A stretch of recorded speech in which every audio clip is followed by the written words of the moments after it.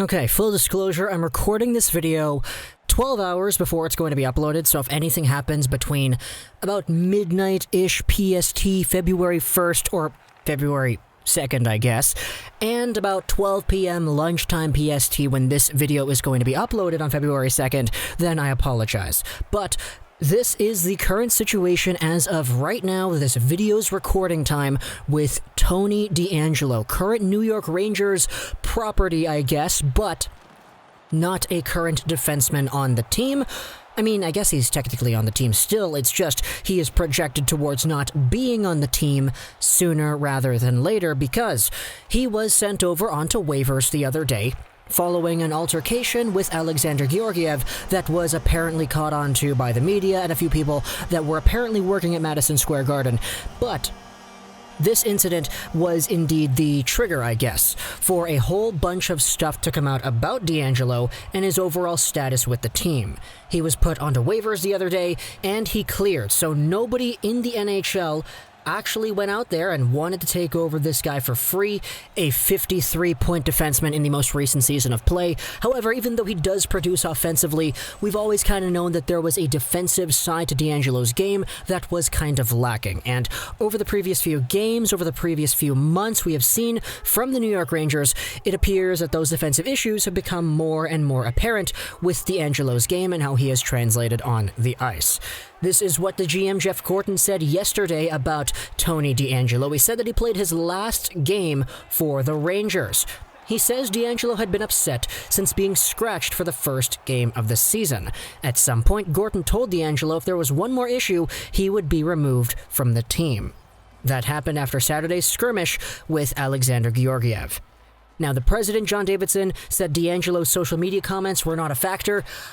I don't know if that's like 100% true, mostly because we've seen DeAngelo make a very big presence for himself on social media, just throwing hit after hit after hit in terms of very vocally voicing his own side, which I get, it's in his free right to do so. It's just something that put him on the map with NHL fans that didn't agree with his certain ideas and all that stuff. That's besides the point, though. There are a few other things that DeAngelo has done over the past that have really not been too great, and this was exemplified even more when the thing on Saturday happened. But before we get over and expand on that a little bit more, this is what Darren Dreger said, a quote from DeAngelo's agent Pat Brisson. He says he and the Rangers general manager Jeff Gorton are talking with clubs with trade interest in DeAngelo. Brisson is confident they will get something done in the near future. In the meantime, DeAngelo will remain at home awaiting a trade. That's an interesting side of the argument because some people would be saying, okay, the New York Rangers were not able to get rid of Anthony DeAngelo for free. What makes them think that any team would actually go out there and trade for DeAngelo? Well, it's because salary is a thing. Tony DeAngelo is making $4.8 million a season until 2022, which is a big factor, so who knows if another team could go out there and maybe unload some dead weight, for example, a bad contract that a team has. The Rangers would be willing to take on. It really depends. Obviously, the situation permits different circumstances depending on who you ask. Here's another tweet over here, talking about a quote from David Quinn on his own perspective on the matter. Things happen in pro sports, and that was a decision the organization made. It's part of the business. It's a decision we made.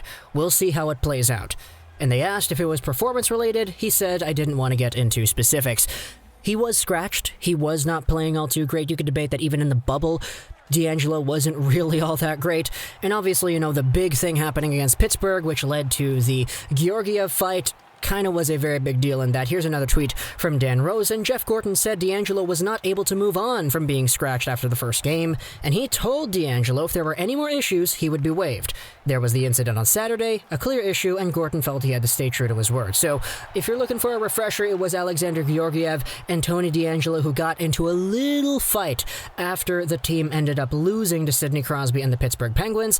We reported this in a video earlier. We also talked about the K'Andre Miller thing. Apparently, the K'Andre Miller thing was completely falsified and disproven because apparently there hadn't been any issues with K'Andre Miller. Apparently, there was something going on with the framing of the puck, which is why there wasn't any social media post or whatever. So, okay, that's cool. The K'Andre Miller thing actually wasn't that big of a deal, but it turns out that K'Andre Miller was actually the one, according to Larry Brooks, that broke up the scrum between Alexander Georgiev and Tony DeAngelo. For those who are looking for a more expanded look on that, this is what Elliot Friedman said.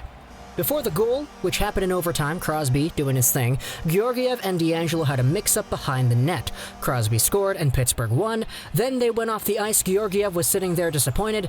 Tony DeAngelo walks by and made a sarcastic joke, and Georgiev then clocked him. They went at it, and then K'Andre Miller went over and broke it up. Now that sucks.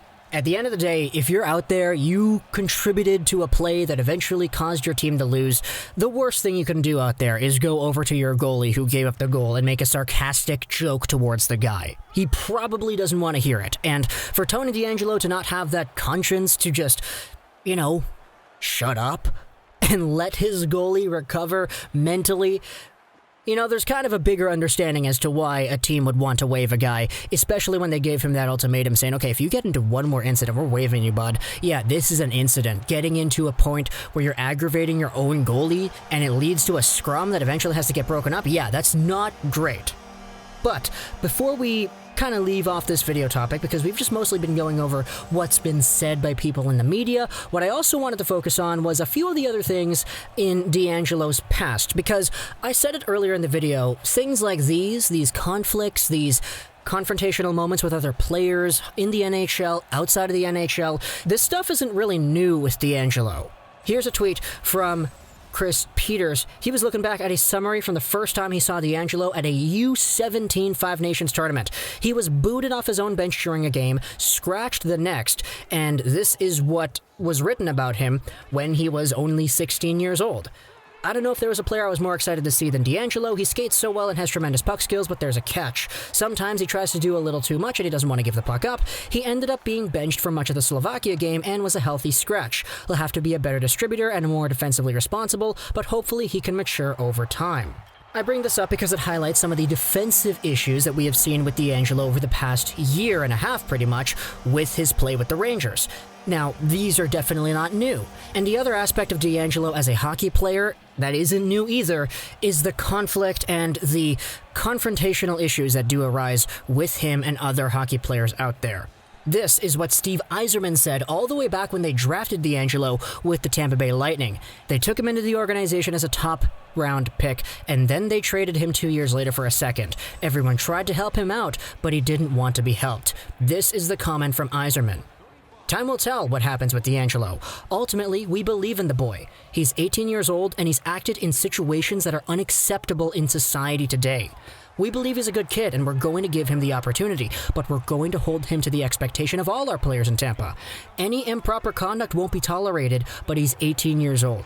I was 18 at one time, and I did a lot of things that wouldn't be considered acceptable today. Kids change, and we expect him to change. We believe he'll change and grow up. Now, what exactly are we referring to here? Well, there were issues before DeAngelo was even drafted in taunting referees and taunting other teammates using words that really are not acceptable today.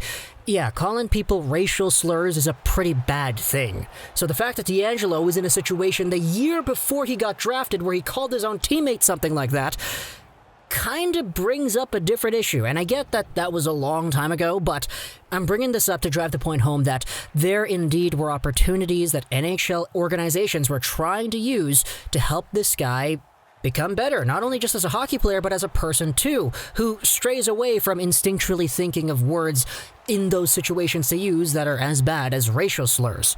Obviously, I'm not trying to insinuate that that kind of thing happened with the Rangers, but I'm using it to drive the point that this is a guy who just wasn't really the nicest guy around. And it got to the point where the New York Rangers were like, okay, bud, you're waived. You're not on the team anymore. You're going to be traded.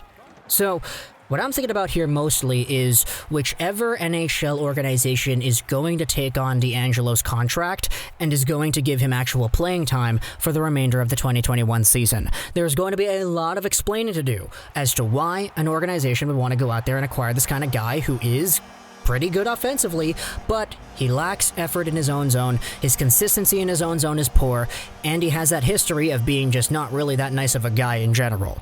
So, tell me in the comments what you think about this DeAngelo stuff. Again, I'm recording this video the night of February, 1st. It's now the 2nd because it's past midnight now when I'm recording this video, but if there's a trade between now and this video's upload, then we'll make another video talking about that, but these are my nightly thoughts from the night before. Hopefully there isn't a trade anytime soon, just so we can keep this video relevant, I guess, but let me know in the comments what you think about this DeAngelo stuff. I hope you enjoyed this video,